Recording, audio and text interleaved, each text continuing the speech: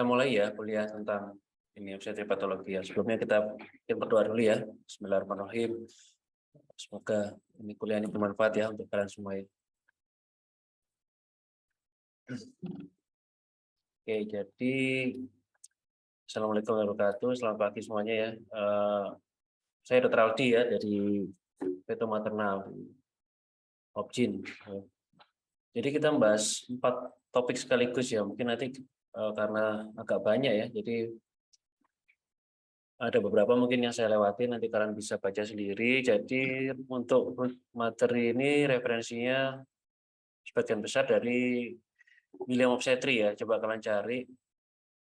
Sovelnya itu ada sih di mana-mana ya. Sovel William Obstetri yang terbaru 26, nomor edisi 26. Jadi pertama mengenai preterm rupture of the membrane ya, atau ketuban pecah prematur ya, kita sebut seperti itu. ROM ini rupture of the membrane ya, ada prematur yaitu pecahnya ketuban sebelum ada tanda-tanda persalinan, yaitu disebut sebagai ini sebagai PROM ya. PROM itu atau KPP istilah bahasa Indonesianya. Ya, pecahnya ketuban sebelum ada tanda persalinan, yaitu misalnya kontraksi atau adanya perdarahan ya, keluar flek atau pecahnya ketuban. Nah, PROM ini ada dua, ada yang aterm, ada yang preterm PROM ya. Ini kurang P-nya, preterm PROM. Jadi ya itu ketuban pecah prematur yang terjadi pada kehamilan preterm ya. Kamu tahu preterm kurang dari 37 minggu. Kalau aterm itu terjadinya pada lebih dari 37 minggu.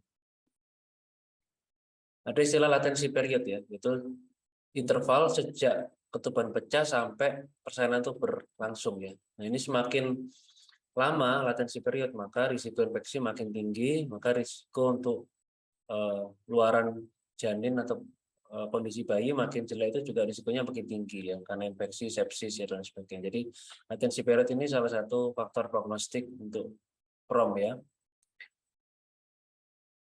Nah, expected management yaitu manajemen untuk konservatif ya, kita untuk memperpanjang persalinan. Insidennya ini kira-kira terjadi pada preterm ya, ini preterm PROM ini pada 3,5% ya seluruh kehamilan, dan harus diketahui bahwa ketuban pecah itu salah satu penyebab terbanyak preterm birth ya, atau persalinan preterm sebelum 37 minggu.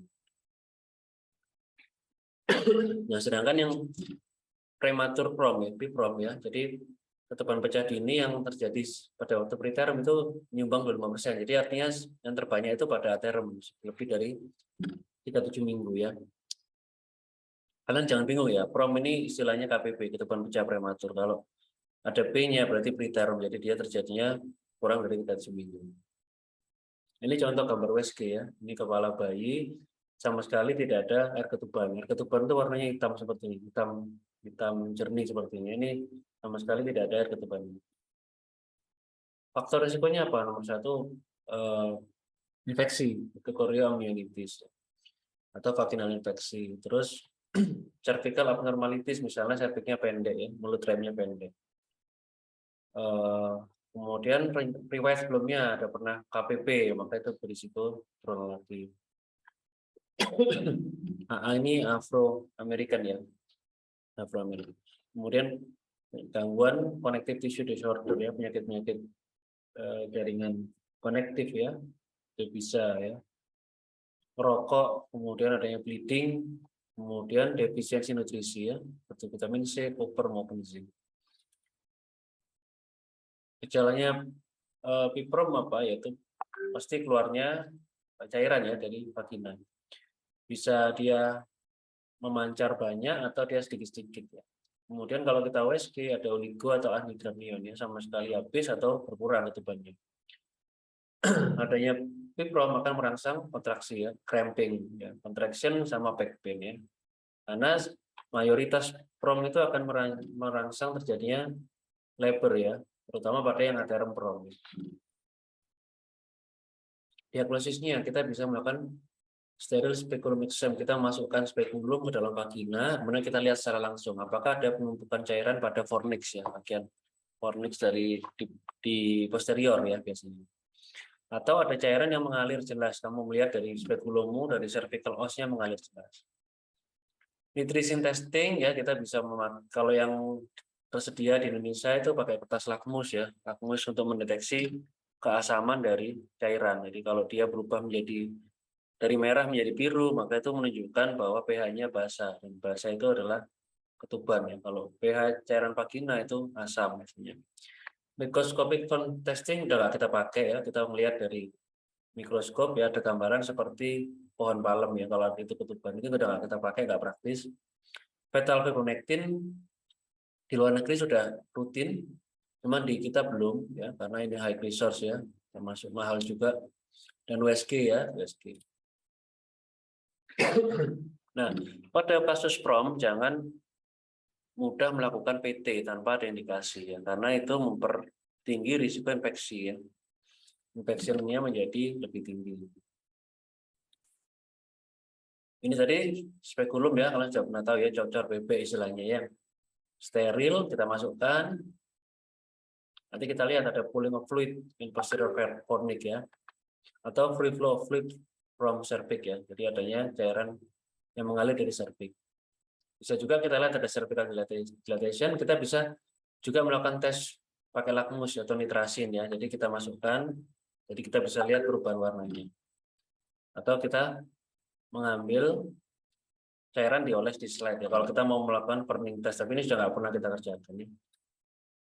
Ini nitrasin paper testing ya, biasanya ada dua dia kertas lakmus, ada yang berwarna merah ini acid ya, kalau berwarna biru dia alkalin atau basa. Prinsipnya sama, kalau ketuban dia akan menjadi warna biru pada dua kertas ini. Jadi kalau kamu dapat punya kertas yang biru maka dia tetap biru ya. Kalau dia kertas merah maka dia akan menjadi biru ya. Kalau memang ketuban.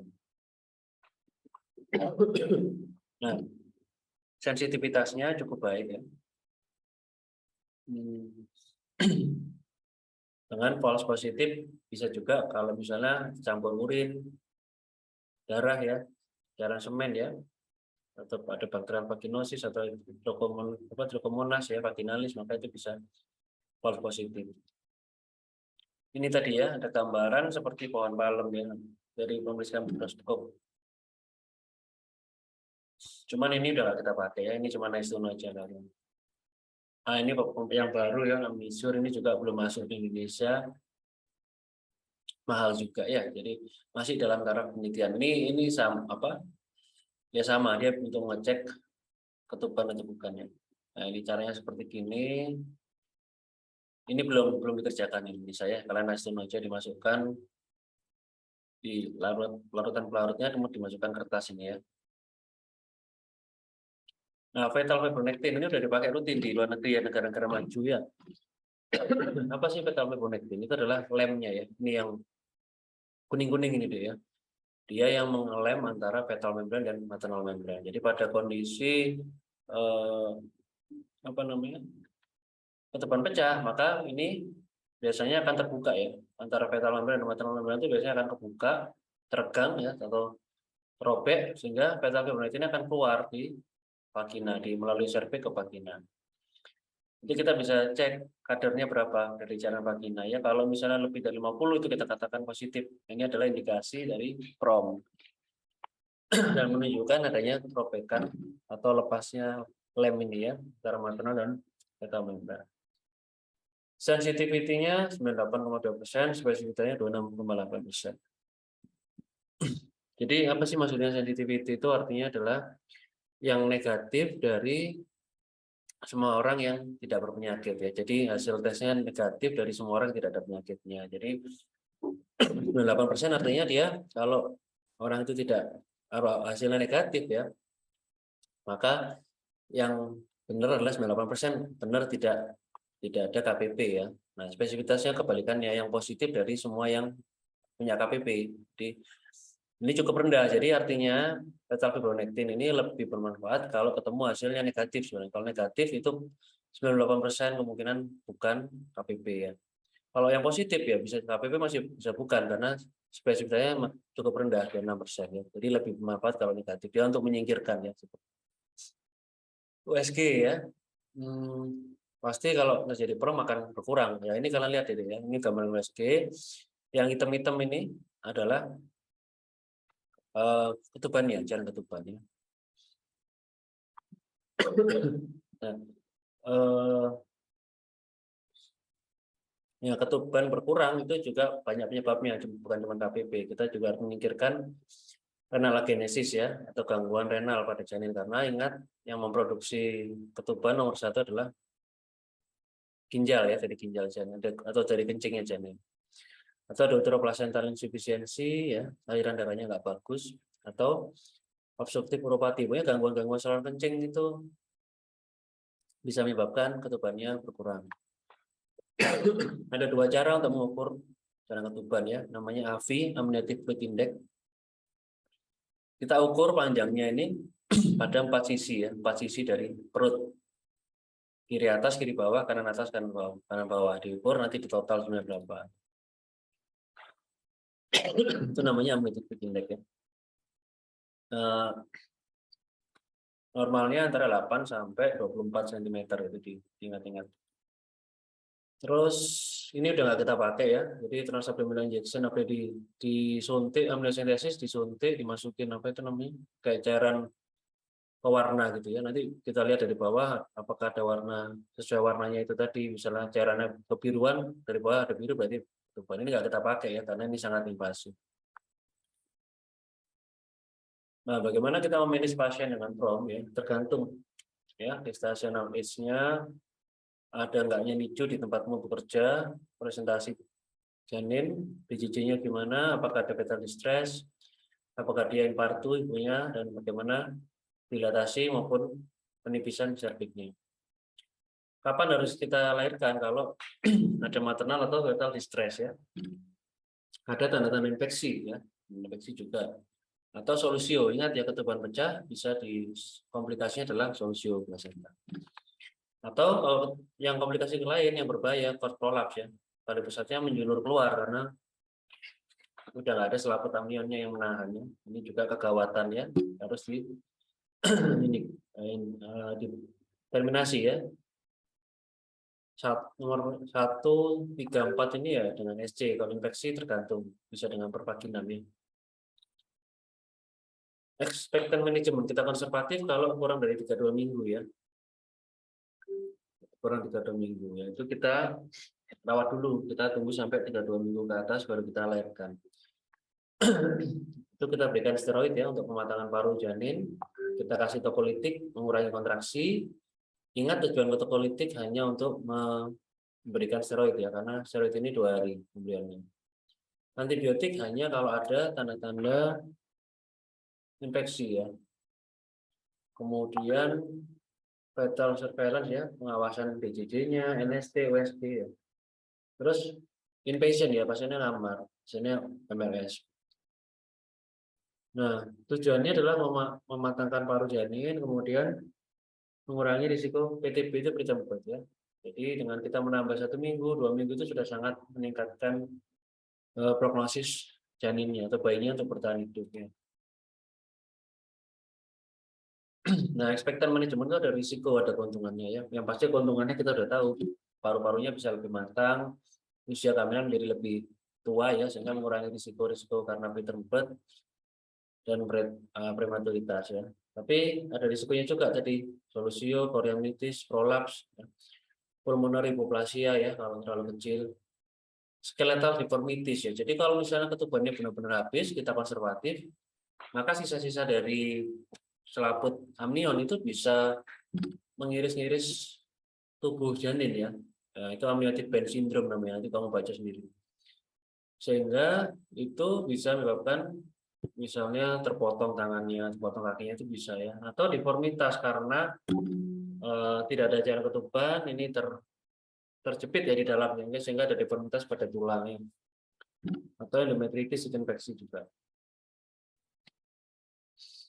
Nah, tadi tujuan kita manajemen ekspektatif adalah mengurangi risiko dari preterm birth ya. Apa risiko preterm birth ya? Macam-macam.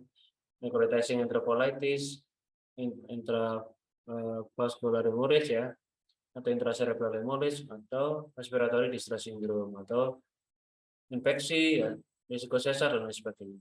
Ini Benefitnya kalau kita memperpanjang dengan manajemen konservatif, yaitu mengurangi risiko-risiko impor. Ini cuma sedikit ya, risiko pita ubat itu masih jauh lebih banyak dari ini ya. Risiko pita ubat itu bisa pada semua organ bayi bisa terkena ya, dan bahkan berdampak pada jangka panjang ketika nanti dewasa.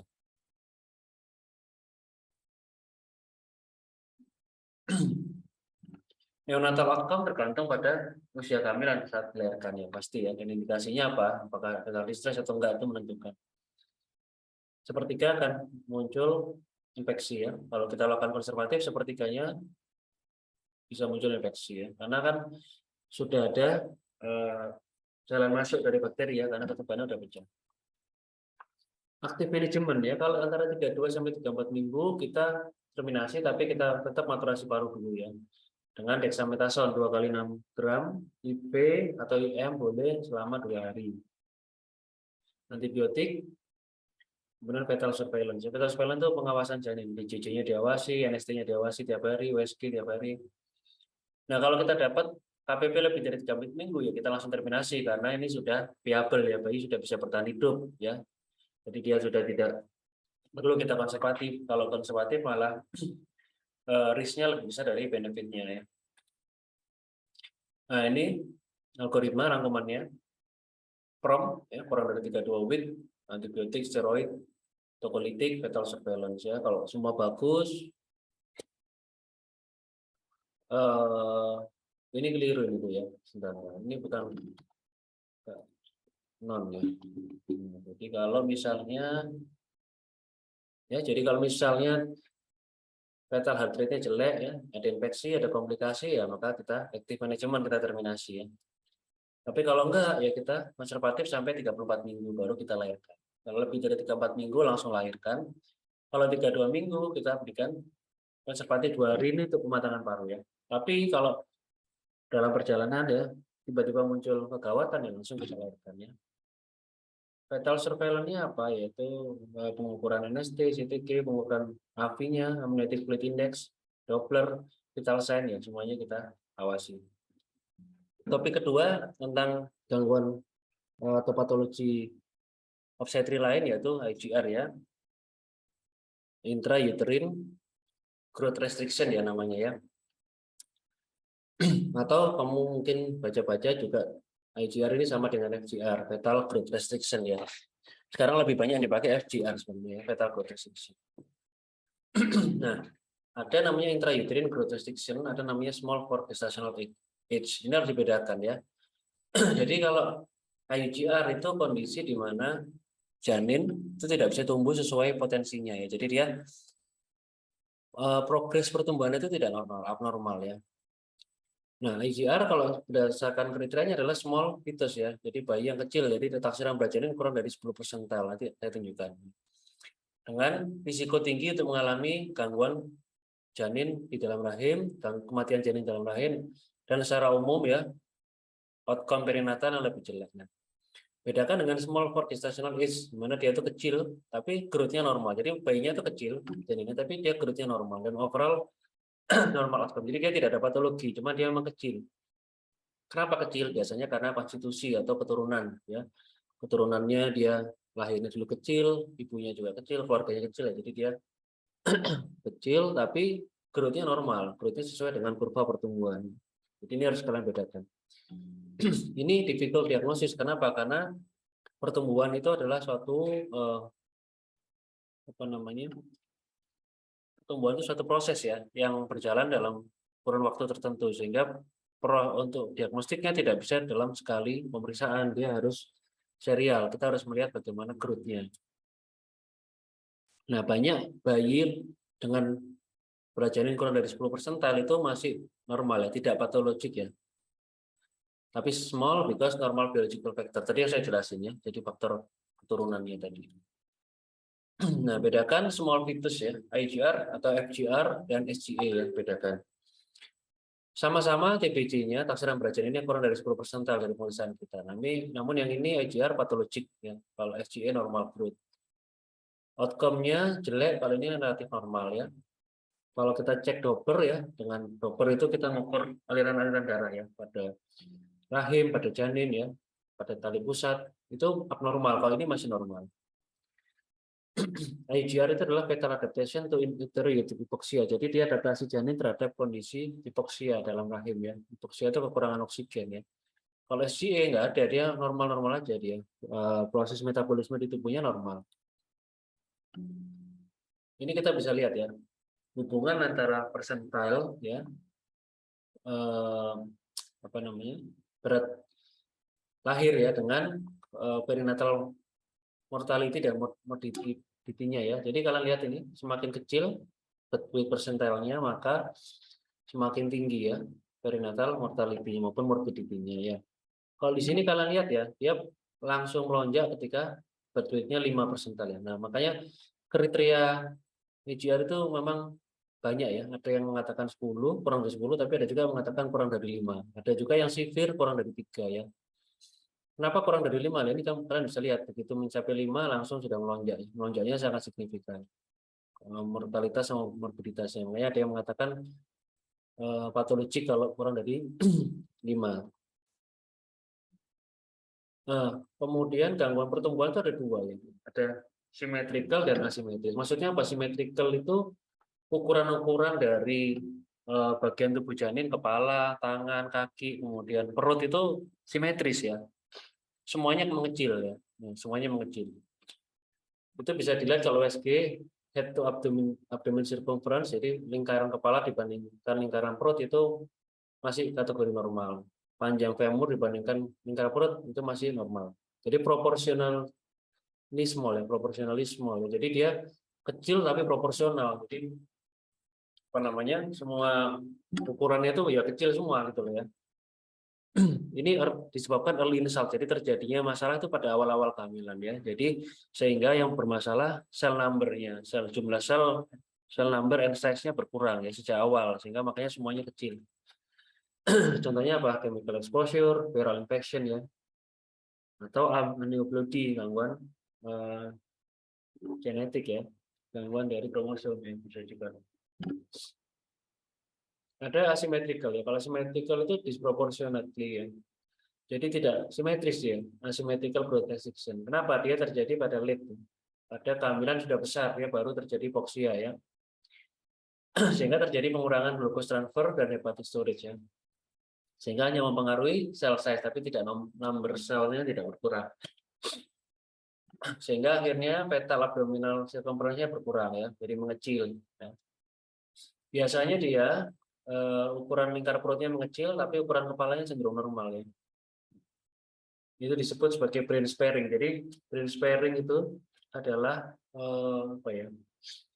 Ukuran kepala tetap normal ya, tapi ukuran perut mengecil. Jadi upaya tubuh ya beradaptasi terhadap kekurangan oksigen dengan mempertahankan aliran darah ke kepala ya. Jadi organ yang paling vital kan jantung ya, otak itu dipertahankan oleh darah, tapi yang ke perut dikurangin. Ke perut dikurangin ya. Sehingga perutnya mengecil, tapi yang apa namanya? Kepalanya tetap normal. Itu brain sparing effect namanya. Jadi kamu bisa melihat perbedaannya jelas. Kalau asymmetrical IGR itu kecil, bayinya kecil, tapi ukuran kepalanya masih normal sesuai dengan minggunya ya. Tapi kalau ukuran perutnya kecil sekali ya. Makanya disebut asimetris. Ya, ini ada decrease FL per AC ya. Femur length, rasio femur length dan AC-nya menurun, tapi meningkat increase AC per AC ya. Kenapa increase? Karena AC-nya kan turun. AC-nya kan menurun. FL-nya itu juga turun ya. Jadi kalau pada asymmetrical itu organ kaki ke bawah itu kan juga dianggap tidak penting oleh tubuh, maka dikorbankan juga. Jadi perut ke bawah itu mengecil ya. Asymmetrical aja. Nah, ini mungkin kamu bisa bayangin lebih gampang ya. Appropriate seperti ini ya. Symmetrical dia kecil semua, ya tapi proporsional.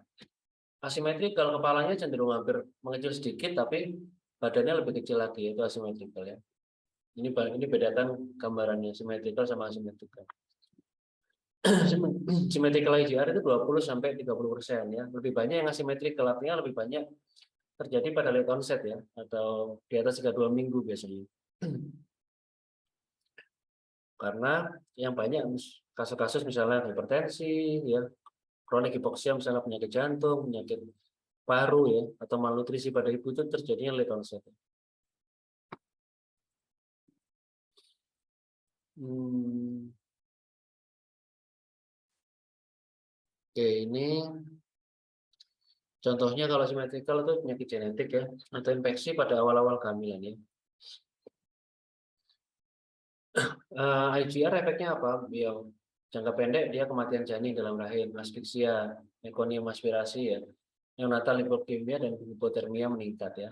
Jangka panjang kalau bayi itu mengalami IGR maka ada risiko hipertensi, aterosklerosis ya, diabetes dan sindrom metabolik. Ini ketika dewasa ya. Jadi ini disebut sebagai teori FOAD ya, fetal infant origin of disease. Jadi kalau ketika janin, ya, janin itu bermasalah ya, ada gangguan oksigen atau apapun, ada masalah di dalam rahim, nanti itu akan mempengaruhi metabolisme tubuhnya sehingga saat besar berisiko menjadi mengalami penyakit-penyakit kardiovaskular, penyakit metabolik ya, itu berawal dari dalam rahim ya. Makanya penting banget pada saat hamil itu dijaga benar-benar kondisi janinnya harus baik ya.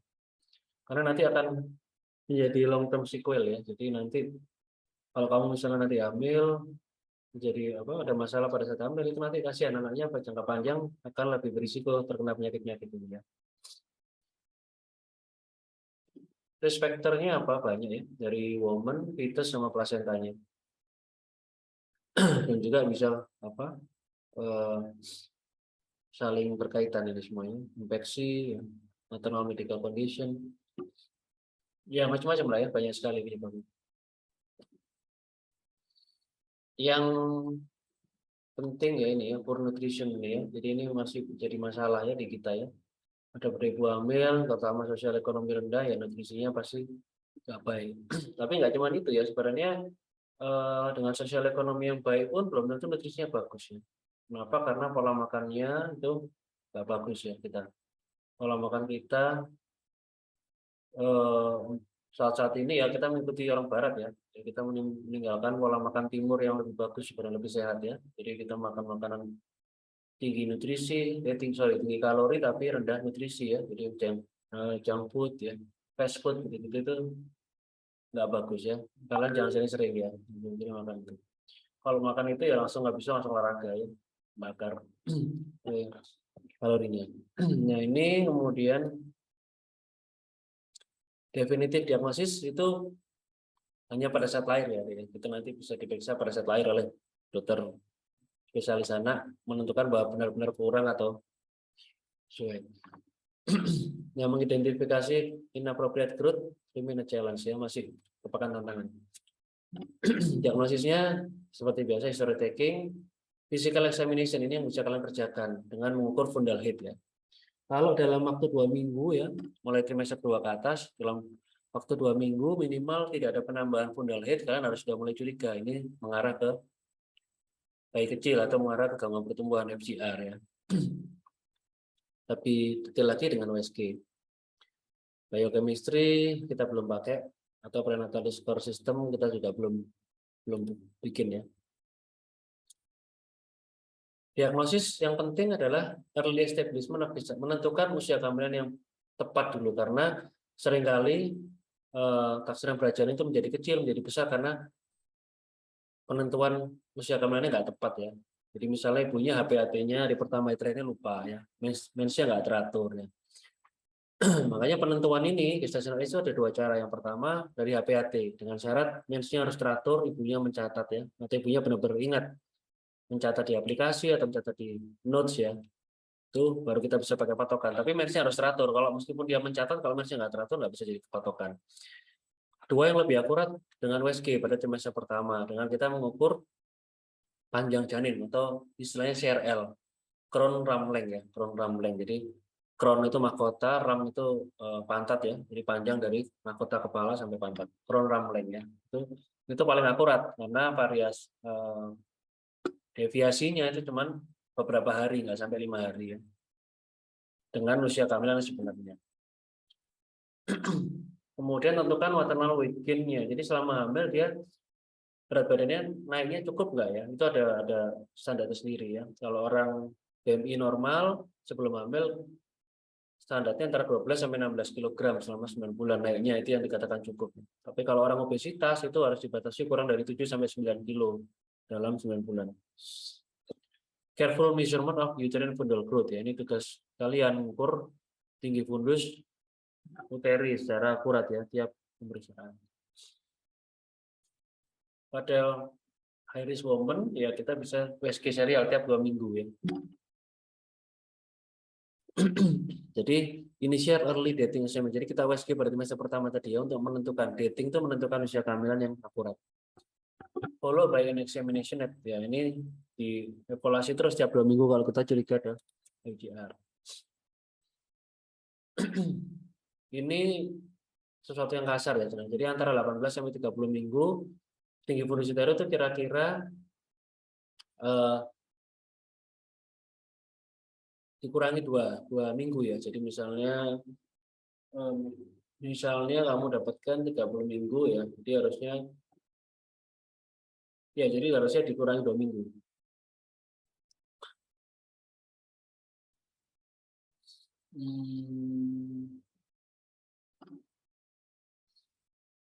Oke, misalnya masih ya.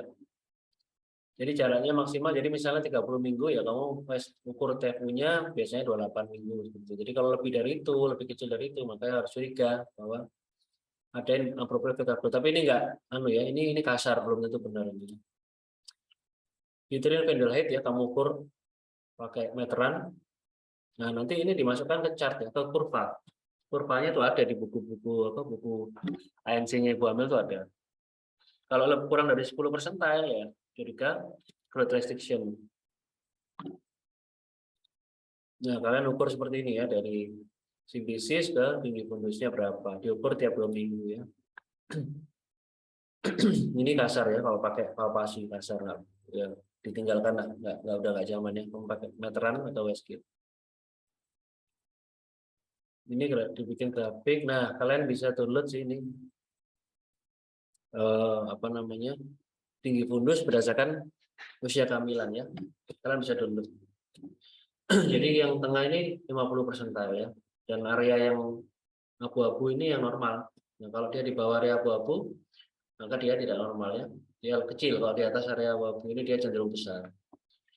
Ini adalah contoh pengukuran serial ya. Nah, kalian bisa lihat ya, ini adalah gambaran IGR yang benar seperti ini. Jadi dari awal dia memang kecil ya, tapi kalian lihat growth-nya menyimpang dari kurvanya ya. Semakin lama dia semakin melebar dari kurva, menjauh dari kurva. Nah, ini sudah gambaran growth. Nah, kalau sudah lurus seperti ini ya itu sudah IGR. Lurus itu kalau misalnya benar-benar lurus, dalam sebulan lurus sudah indikasi terminasi ya, karena sudah nggak tumbuh dia. Nah, ini kalian bisa download, kalian bisa cari sendiri ya, ada. Nah, ini adalah gambaran usia kehamilan yang grafik X ini, yang Y-nya adalah fundal height ya. Sama seperti tadi, ini 50 percentile, yang hijau ini normal. Nah, kalau seperti ini apa ini deh? Gambaran apa ini? Jadi ini ya, ini adalah gambaran SGA ya, small for gestational age ya. Jadi meskipun dia di bawah garis 10 percentile ya, dia di bawah, tapi dia growth-nya bagus ya, sesuai dengan kurva. Nah, tapi kalau seperti ini ya, dia meskipun awalnya dia di area hijau ya, ini kan normal ya, berat-berat normal, tapi lama-lama pas semakin mengecil, semakin nggak tumbuh ya, akhirnya datar seperti ini. Nah, ini IGR atau FGR. Jadi bedakan, ini hanya bisa kamu periksa dari serial examination ya, nggak bisa kamu sekali periksa mendiagnosa IGR, makanya harus ada serial pemeriksaan seperti ini. Jadi bedakan ya, ini saya taruh di sini supaya kamu ngerti ya, bahwa meskipun awalnya dia normal, belum tentu dia tumbuhannya normal, dia bisa melandai seperti ini ya.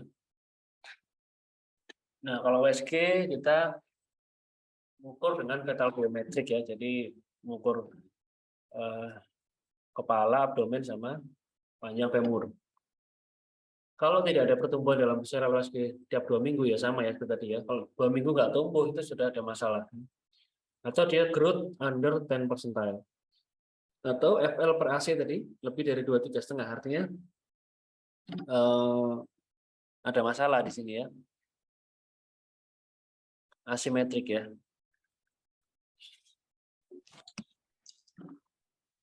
Jadi ada, ini tadi saya keliru ya yang slide sebelumnya ya. Jadi Kalau asymmetrical level operasinya lebih dari 23. Jadi ini kan AC-nya kan mengecil ya.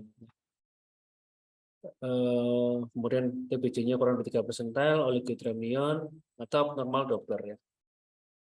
Ini ada tabel berat badan janin WHO. Ya. Kalian bisa pakai juga, bisa di-download sendiri, free apa open access ini.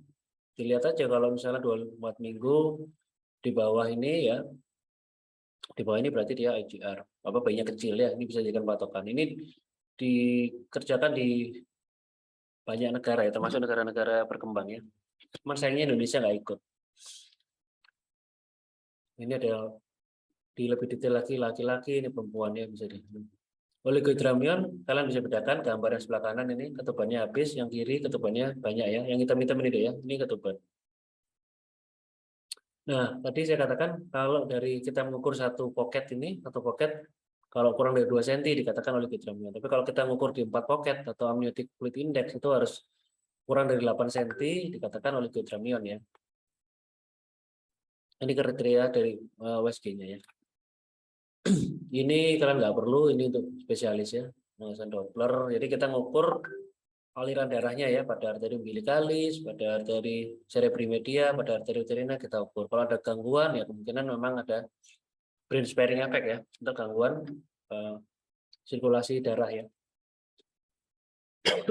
Ini saya lewatin aja ya. Ini uterina, umbilikalis. Terus sebenarnya ini kalian nggak perlu. Preventionnya preconception counseling ya, persiapan kehamilan yang baik ya. Jadi kalian harus sebelum hamil itu ke dokter dulu, cek-cek dulu apakah ada infeksi, ada masalah-masalah penyakit, hipertensi dan lain sebagainya, itu diobati dulu sampai kondisi bagus baru hamil. Nutrisinya pun juga gitu, kalau dia malnutrisi ya diperbaiki dulu. Kalau dia obesitas diturunkan dulu berat badannya. Kemudian avoid environmental factor ya. Jadi banyak tadi faktor-faktor lingkungan ya, misalnya paparan zat-zat berbahaya, misalnya paparan sinar X, paparan zat-zat kimia, zat beracun itu dihindari. Atau toxic food ya, jadi makanan-makanan toksik yang misalnya fast food, junk food itu dihindari dulu selama hamil. Akurat dating penting ya, tadi dengan USG semester pertama atau HPAT yang pasti dan terakhir serial sonographic evaluation ya, atau kamu dengan serial physical examination tadi boleh, bundle height examination ya, serial itu juga bisa ya, kalau kalian nggak ada USG bisa juga itu. Cuman syaratnya ya, jangan sampai lupa, bundle height measurement tadi harus dilakukan oleh orang yang sama ya, jadi termasuk USG sebenarnya harus dilakukan oleh orang yang sama. Jadi kalau misalnya hari ini kamu mengukur TFU-nya, 2 minggu lagi teman mengukur bisa bias itu nanti hasilnya bisa bias, bisa nggak valid ya, termasuk USG-nya karena antar dokter memeriksa itu ada namanya intravariability ya, intravariability bias ya itu namanya. Jadi ada perbedaan lah. Jadi saya USG sama kamu USG misalnya itu pasti berbeda akurasinya. Nah, manajemennya pertama confirm dulu diagnosisnya benar IGR apa bukan. Kondisi janinnya bagus apa enggak? Cari possible cause-nya apa. Kalau ada possible cause ya atasi, misalnya hipertensi ya, severe hypertension diobati dulu. Patient counseling dan prenatal diagnostic testing ya. Kalau misalnya kita curiga ada misalnya diperiksa bayinya ternyata ada kelainan jantung, ada kelainan wajah, jangan-jangan ini kelainan kromosom, kita bisa cek amniocentesis ya, ngecek kromosomnya. Kalau dia kurang dari 3-4 minggu kita harus ngasih steroid ya untuk maturasi baru. Jadi manajemen IVR paling penting adalah timing of delivery, jadi kapan kita melahirkan bayinya. Kita harus menyeimbangkan risiko. Jadi kalau kita terlalu awal, ya makanya dia bisa risiko meninggalnya tinggi karena prematur. Tapi kalau dia terlalu late ya, kita lahirkan terlalu lama, maka dia bisa meninggal duluan, stillbirth ya, karena dia hipoksianya udah berat di dalam. Jadi ini termasuk yang art juga ya, art of medicine ya. Kita pada kasus ini kita benar-benar pemeriksaan ketat, kita lahirkan pada timing yang pas ya. Jadi timing pas itu artinya dia sudah survive ya, sudah kira-kira bisa survive, tapi tidak terlalu parah kondisi janinnya ya. Near term ya, jadi kalau misalnya 34 ke atas ya kita condong lahirkan ya. Sebenarnya masih bisa dikonservatif, tapi kalau ada oligodramnion ya kita lahirkan. Tapi kalau semuanya bagus ya, meskipun 34 minggu kita tunda dulu sampai 37 atau 38 boleh, nggak apa-apa. Mode of delivery-nya per vaginam kalau DJJ-nya bagus boleh ya. Kalau misalnya kita ada IGR berat itu mungkin lebih ke arah cesarean delivery, karena kalau udah IGR berat biasanya sudah aliran uteroplasentanya udah nggak bagus. Kalau per vaginam mungkin bisa lebih memperparahnya. Kalau dia kecil ya, jauh dari 34 minggu, ya kita sama, kita tetap ekspektatif dulu ya. Reassessment of fetal growth itu tiap 2 minggu ya. Kita ngecek pertumbuhan janin tiap 2 minggu. Kemudian tiap minggu kita cek Dopplernya tadi. Kita cek amniotic fluid volumenya ya. Kemudian kita cek NST-nya. Ya ini ada banyak algoritma sih, kalian bisa baca nanti ya. Sebentar. Ini kalian baca ya, kalau 34 minggu tadi prinsipnya kalau masih bagus semua, kita pengawasan ketat, kita lahirkan nanti 38. Tapi kalau 24 sampai 34 ini kita konservatif ya. Konservatif selama mungkin sampai benar-benar memang harus dilahirkan ya. Ini juga sama kalau kita konservatif. IUGR dengan abnormal AV plus normal Doppler ya. Jadi ketubannya berkurang, tapi Dopplernya NST-nya normal. Kalau lebih dari 34 minggu kita lahirkan. Kurang dari 34 minggu kita tunggu steroid ya, kita lahirkan kalau memang makin berkurang ya ketubannya atau sudah sampai 34 minggu.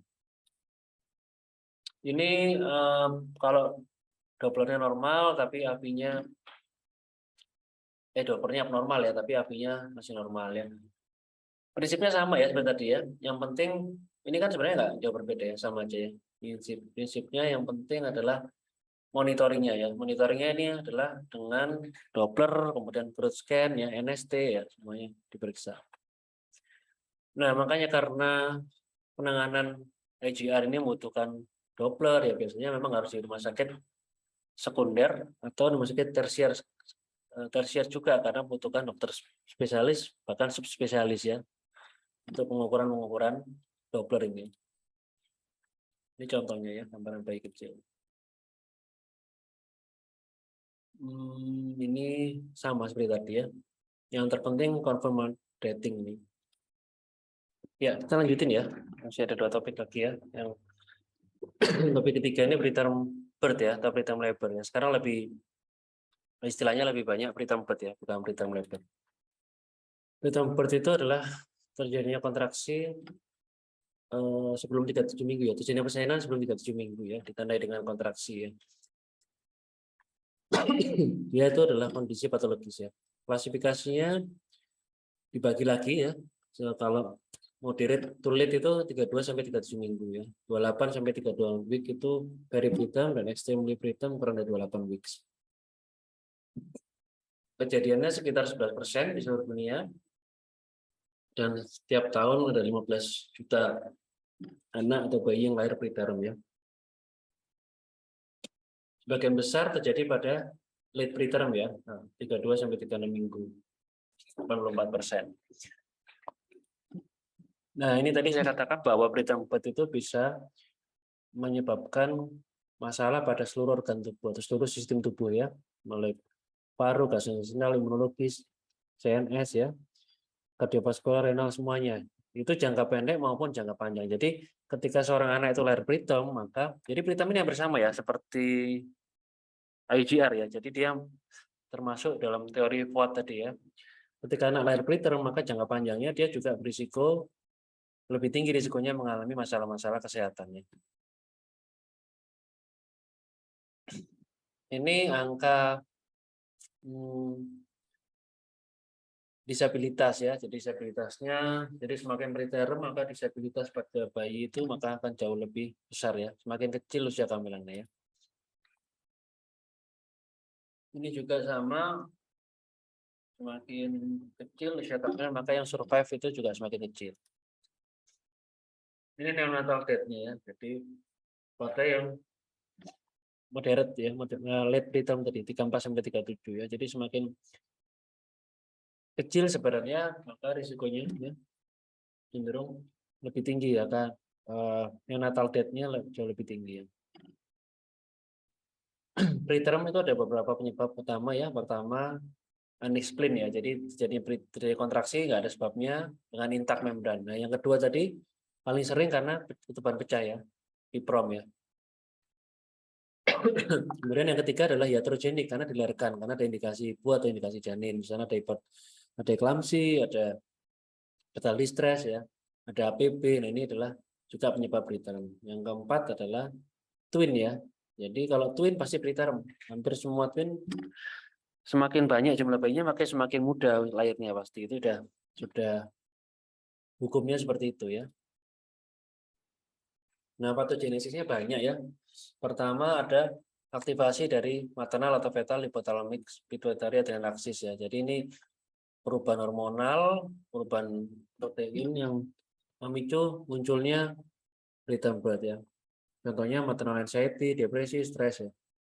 Kemudian infeksi juga paling sering ya penyebab preterm birth. Kemudian ada perdarahan DESI2 atau pathological uterine distension. Jadi ini patogenesisnya 4 ini ya. Pathologic uterine distension contohnya tadi twin ya, twin atau triplet itu uterine distensionnya lebih patologis. Nah, jadi 4 ini ya. Jadi infeksi atau inflamasi, aktivasi ini, HP aksis ya, residual bleeding sama uterine ini 4 ini aja ya. Nah, nanti 4 ini akan berujung hanya pada 3. Ini semua sama. Jadi semua apapun penyebabnya akan berujung pada 3 hal ini, yaitu kontraksi meningkat, penipisan serviks sama aktivasi membran DESI2 ya. Sini 3 ini akan menyebabkan preterm birth. Ini konsep yang simple tapi penting ya pada preterm birth. Risk factor-nya banyak sekali, kamu baca sendiri nanti ya. Banyak sekali risiko preterm birth ya. Ini juga sama ya. Riwayat preterm itu juga penting ya. Jadi kalau seorang ibu pernah melahirkan preterm, hati-hati. Yang berikutnya juga tinggi risikonya ya. Maternal stress ini sudah kita bahas semua ya. Piprom, infeksi, merokok ya, aktif maupun pasif ya, ini penting ya. Jadi kalau nanti kalian hamil atau suaminya merokok ya suruh berhenti dulu selama hamil karena meningkatkan risiko preterm, meningkatkan risiko juga FGR ya.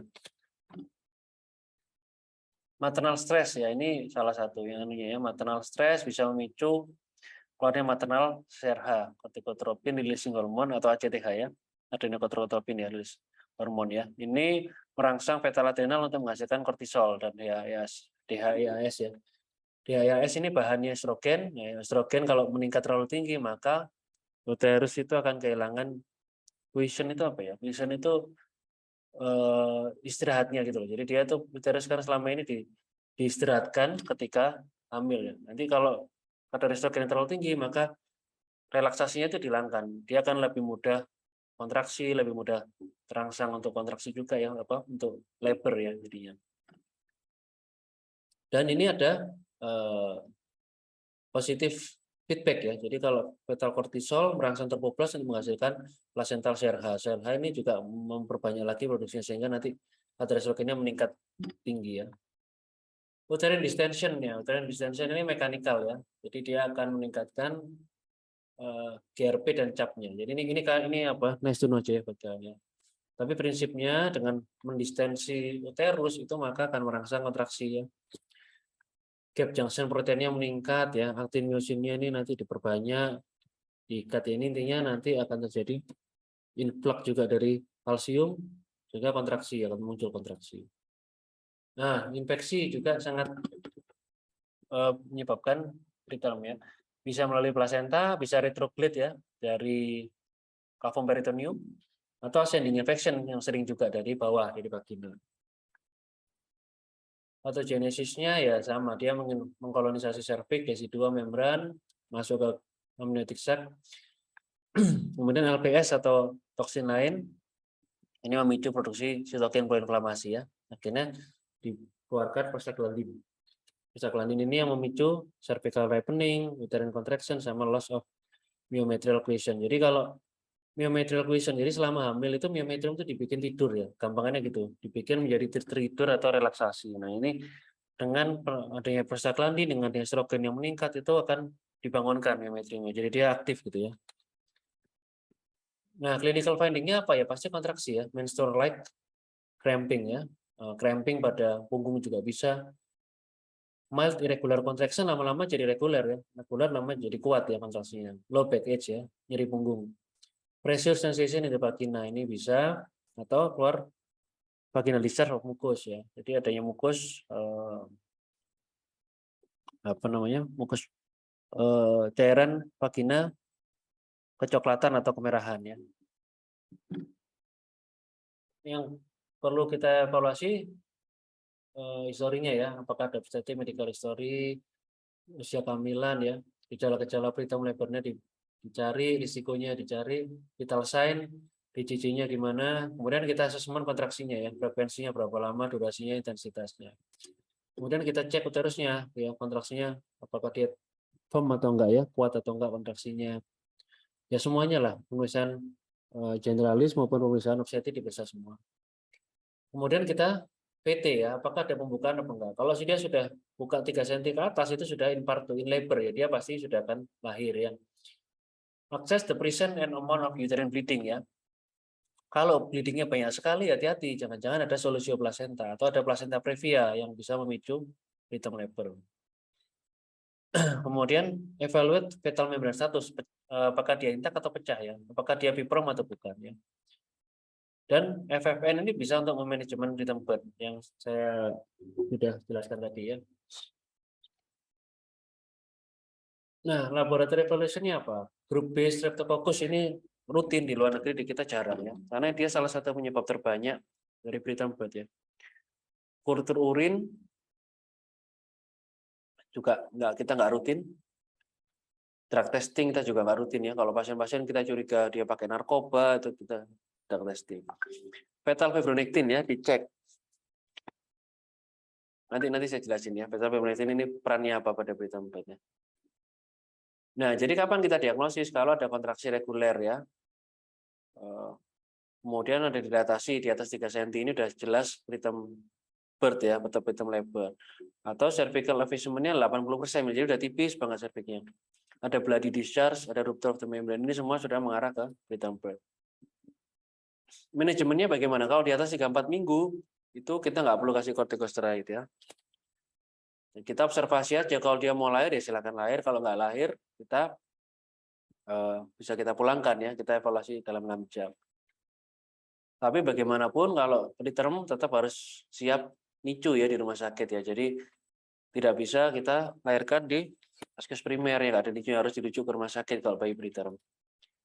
Kalau kurang dari 3-4 week kita kasih maturasi paru yaitu betamethasone atau dexamethasone ya.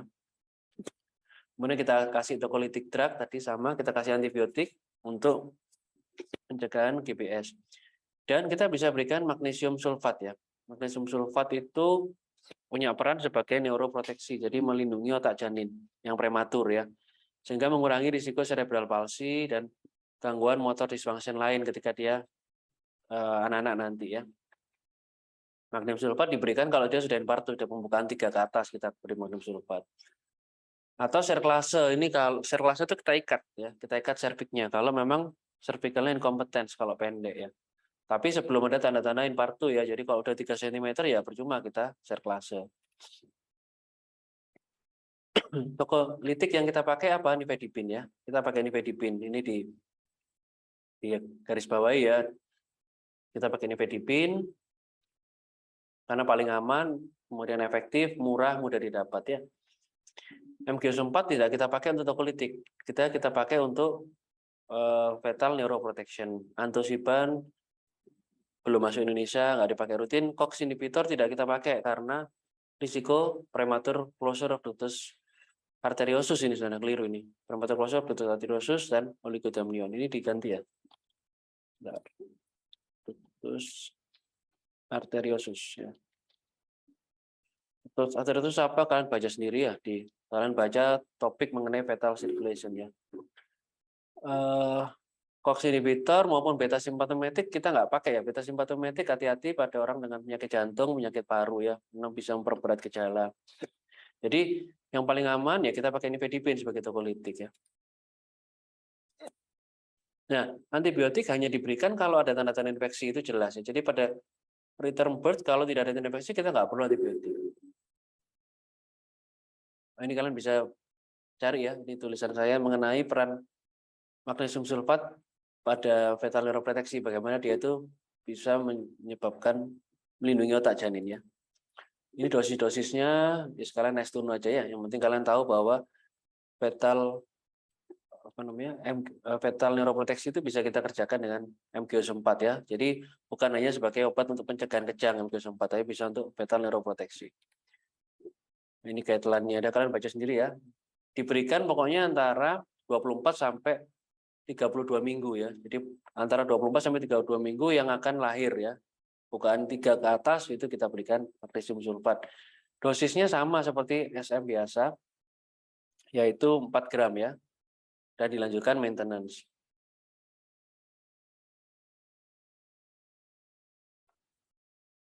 Persalinannya ya normal ya, pervaginam biasa. Kalau nggak ada masalah pervaginam biasa. Episiotomi sesuai indikasi ya.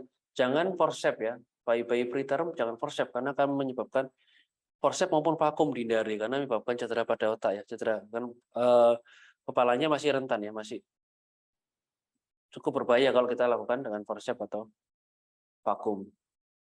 Nah, tertiary referral hospital dengan NICU, yang prinsipnya harus ada NICU deh, meskipun late preterm pun tetap harus siap NICU ya, jadi itu problemnya. Nah di Indonesia ini problemnya NICU-nya sedikit ya. Fasilitas NICU-nya sangat terbatas di Indonesia, ini jadi problem, makanya kenapa banyak preterm yang nggak tertolong ya karena itu ya, NICU-nya sangat terbatas.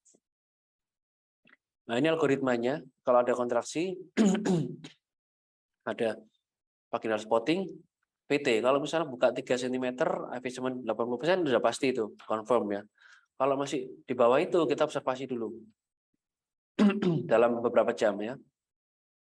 Kalau cervical kita evaluasi 2 jam misalnya ya, nambah pembukaannya bertambah 1 cm, efisiennya 80%. Atau cervical length-nya ya, memendek, panjang cervixnya kurang dari 2 meter. Atau ada positif fibronectin. Nah, di sini pentingnya positif fibronectin ya. Kalau ada ini semua, maka ini kita bisa confirm sebagai preterm birth ya. Dan kita tangani sesuai protap tadi. Tapi kalau ini negatif semua, kita bisa pulangkan pasiennya. Yang positif negatif fibronectin tadi ingat ya, fibronectin itu sensitivity atau negatif predictive value tinggi. Jadi kalau kamu dapat negatif fibronectin, oh ini aman biasanya. 60% aman untuk dipulangkan ya. Cuma sayangnya kita nggak pakai, belum pakai secara rutin karena terkendala biaya juga dan belum masuk di pembiayaan BPJS ya. Prevention ya hidup sehat lah prinsipnya ya. Hidup sehat, hindari infeksi. Nah, kalau misalnya ibu itu pernah preterm birth, gimana sih kita mencegah dia supaya tidak preterm birth? Sebentar, preterm birth pada kehamilan berikutnya. Kita lihat ya, kalau dia ada riwayat preterm birth sebelumnya. Ini kita kasih progesteron, suplementasi progesteron. Ini 17 PB ini nggak ada di Indonesia. Ini suntikan ya, suntikan 17 hidroksikaproat intramuskular itu kita nggak punya di Indonesia. Kita bisa ganti dengan suplementasi progesteron oral ya atau pervaginal ya. Dosisnya 200 sampai 400. Dicatat ya, belum sempat saya tambahin. Nah, kemudian kita cek cervical. CL ini cervical length-nya. Kalau cervical length-nya pendek, kurang dari 2,5, kita harus tambahkan serklase dengan continue progesteronnya. Jadi kita jahit remnya. Jadi remnya kita jahit, kita tutup gini remnya ya dengan penjahitan. Tapi kalau cervical length-nya di atas 2,5 atau normal ya, kita tetap continue progesteron aja. Jadi prinsipnya kalau pernah preterm birth, gimana mencegahnya? Kita kasih progesteron dulu. Dilanjutkan cek cervical length. Cervical length pendek, tambahi serklase. Kalau cervical length-nya normal, tetap progesteron aja. Nah, gimana kalau tidak ada preterm birth, kita cervical length aja. Kalau cervical length-nya pendek, kita kasih progesteron ya. Kalau cervical length-nya normal, kita rutin obstetric care. Nah, kenapa nggak di serklase? Kalau dari evidence base-nya, kalau yang nggak ada riwayat, itu cukup progesteron. Sudah efektif untuk menurunkan preterm birth, nggak perlu ditambah dengan serklase. Serklase hanya pada yang pendek dan ada riwayat preterm birth. Oke, kita lanjutin ya. Postterm ini kebalikannya, kehamilan lewat waktu. Ini nggak banyak ya. Kehamilan postterm itu kalau lewat dari 42 minggu ya. Ada namanya post-date. Post-date kalau lewat dari 40 minggu. Bedakan post-date dan postterm. Postterm lewat dari 42 minggu. Kapan sih dikatakan kehamilan aterm? Kehamilan aterm itu antara 37 sampai 42 minggu ya. Itu aterm. Nah, ada yang namanya early. Early itu antara 37 sampai 39. Yang paling bagus bayi itu lahir kapan? Full term ya, antara 39 sampai 41 minggu itu periode paling bagus untuk lahir ya. 41 sampai 42 itu late term, itu juga sudah bahaya, sudah berisiko. Kalau 42 sudah post term. Nah, ini mortality rates-nya di atas 42 langsung melonjak tinggi ya. Jadi itu dikatakan post term. Prevalensinya apa? Dari USG-nya ya, penentuan usia kehamilan mungkin nggak akurat, itu bisa.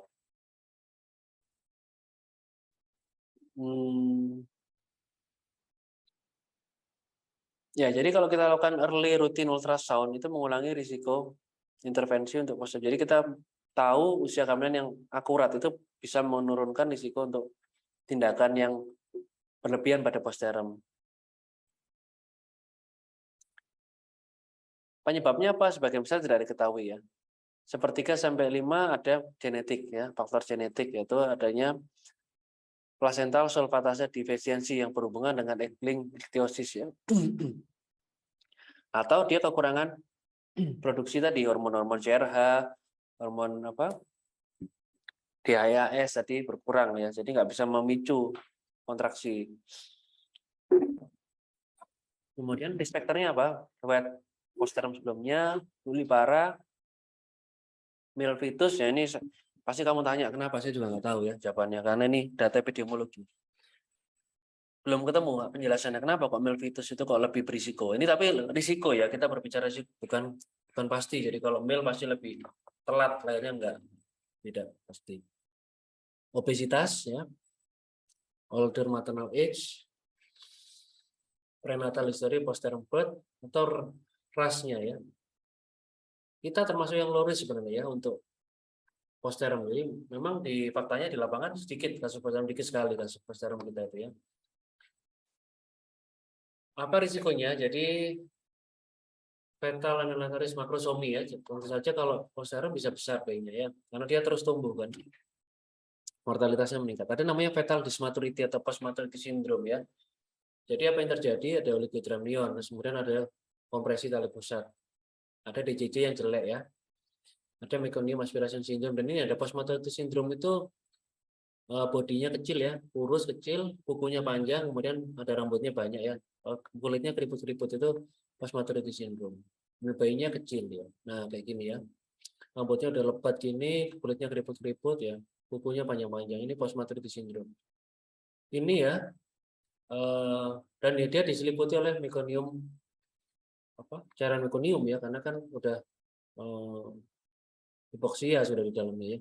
Ini selama saya di Opjin ya, dari tahun 2007 sampai sekarang saya nggak pernah ketemu ya kasus postmaturity. Jadi kasus postterm itu sudah sangat sedikit ya, apalagi dengan sudah banyaknya pelayanan untuk maternal ya. Jadi biasanya 40 minggu ke atas sudah determinasi, jadi nggak mungkin sampai 42 minggu ya. Belum pernah ketemu, kecuali mungkin orang yang benar-benar low educated, low social ekonomi yang benar-benar nggak pernah periksa. Tapi itu pun nggak ada. Setahu saya nggak pernah ketemu soal kasus sampai postmaturity syndrome. Ini sangat langka ya. Era sekarang harusnya udah nggak mungkin ya. Yang jadi masalah di kita sekarang preterm yang jauh lebih berbahaya, lebih banyak kasusnya.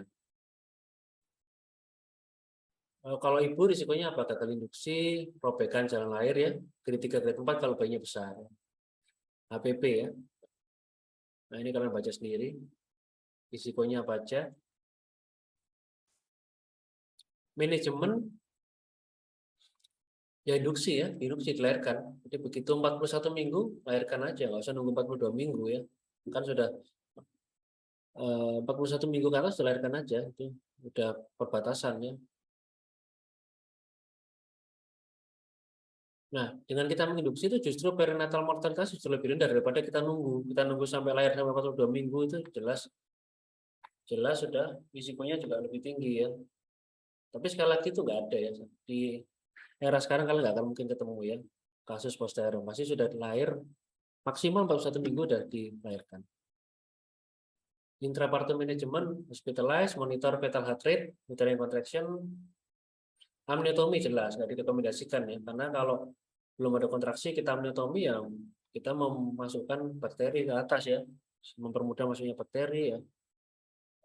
Kita memudahkan untuk kompresi tali pusat, prolaps tali pusat ya tentunya. Amnion-Fuson kita menambah cairan di dalam itu juga nggak bisa mencegah meconium aspiration syndrome. Consider cesarean jika kita lihat ada meconium yang tebal, hijauan, ya ketubannya kita lahirkan sesar aja ya. Nah ini yang paling simpel ya, manajemen post-partum ini dari William Obstetri ya. 41 minggu ada komplikasi induksi langsung. Kalau tak ada komplikasi dievaluasi dulu ya, dievaluasi fetal shock. Nah, kalau 42 minggu udah jelas induksi ya. Jadi ini sebenarnya dengan 41 minggu kalau misalnya kita mau coba pertahankan ya boleh, tapi dengan ketat ya. Nah ini tapi lebih diutamakan induksi aja. 41 minggu induksi, ngapain kita tunggu-tunggu lagi ya. Ya ini bersama ya. Oke, mungkin gitu yang bisa saya sampaikan. Kita